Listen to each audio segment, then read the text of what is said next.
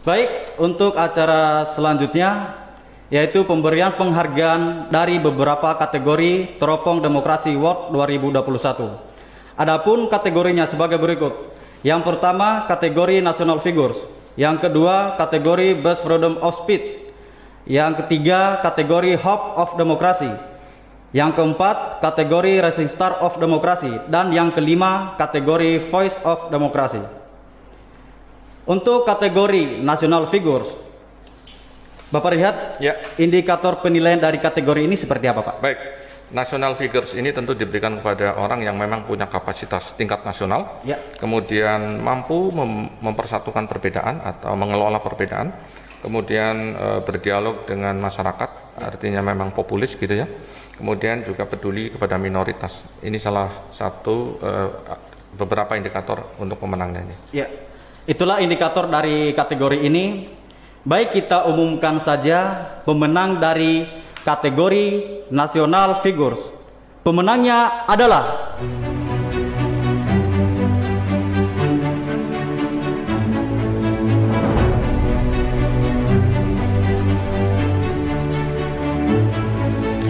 Bambang Susatyo. Beliau adalah seorang politikus dari Partai Golkar yang saat ini menjadi Ketua Majelis Permusyawaratan Rakyat dan sebelumnya pernah menjadi Ketua Dewan Perwakilan Rakyat.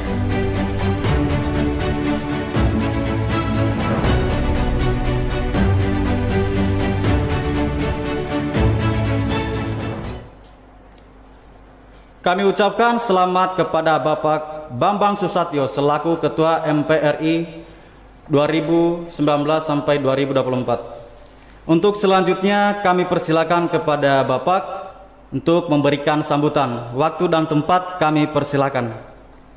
Baik, terima kasih para sahabat di Teropong Senayan. Barangkali saya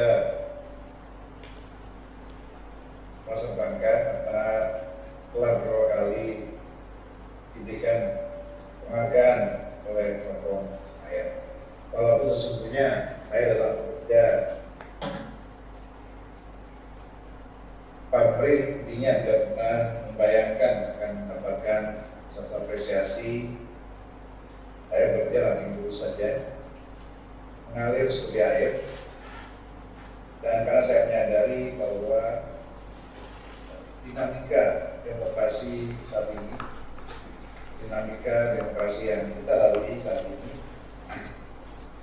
memang tengah menghadapi ujian yang sangat berat. Saya beberapa kali berkeliling pada tokoh-tokoh masyarakat, perguruan tinggi, bahkan pada menteri besar. Saya meminta dan berdesak untuk melakukan kajian, penelitian, apakah sistem demokrasi yang kita pilih dan kita jalani hari ini telah memberikan kesejahteraan. Apakah sistem demokrasi yang kita pilih hari ini lebih banyak manfaatnya atau justru lebih banyak mudaratnya dengan makin banyaknya tindakan tidak terpuji, yaitu korupsi yang dilakukan oleh para elit politik, para pejabat publik yang dalam meraih posisinya tersebut mengeluarkan biaya tidak saja mulai dari anggota MPR, DPR, DPRD semua tingkatan, bupati, wali kota, gubernur, tapi juga hampir ke pusat ke sendi-sendi kepemimpinan daerah lainnya. Saya pernah bertemu dengan beberapa kepala desa. Untuk menjadi kepala desa pun itu sangat mahal biaya. Tidak pernah di bawah 1 miliar, bahkan di daerah Bogor sampai mobil proyek ke 4 sampai 5 miliar sampai kepala. Pertanyaan kemudian adalah apa yang kita harapkan dari para pemimpin ini kalau memang belum menjabat sudah mengeluarkan biaya yang lebih besar untuk biaya politiknya. Intinya adalah sistem demokrasi yang kita pilih hari ini telah menimbulkan biaya politik tinggi yang konsekuensinya yang kita hari ini rasakan. Kemudian sebagai Ketua MPR, saya juga menyadari dan merasakan ada aspirasi masyarakat yang marginal, yang minoritas, yang alfa kita merangkumnya, karena saluran-salurannya sampai hari ini mereka belum menemukan cara apa adanya, cara menyampaikan aspirasinya. Perlu ada utusan golongan dalam posisi majelis putusan rakyat, karena ini ada sesungguhnya lembaga yang harusnya bisa menampung seluruh aspirasi masyarakat tanpa batasan-batasan.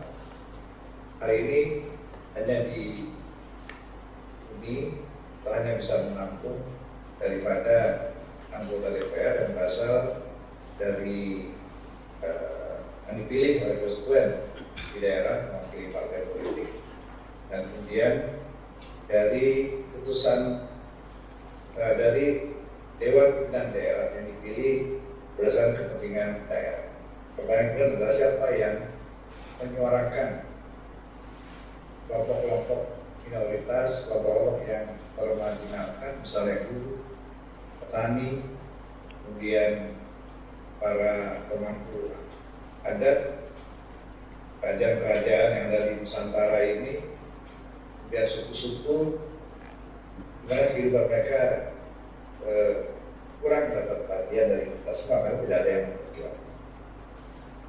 Saya kira ini misi yang harus kita jalani dan kita pikirkan, bahwa harus ada lembaga yang bisa menampung mereka semua sebagai perwujudan dari sila keempat kerakyatan yang dipimpin oleh hikmat kebijaksanaan dalam permusatan perwakilan.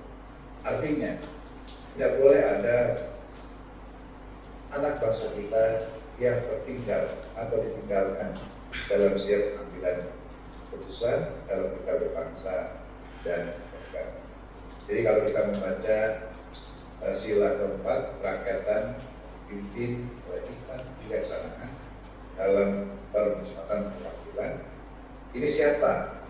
Lembaga mana yang mewakili atau merupakan representasi daripada sila keempat? Ini tugas dan PR kita semua. Terima kasih sekali lagi atas penghargaannya.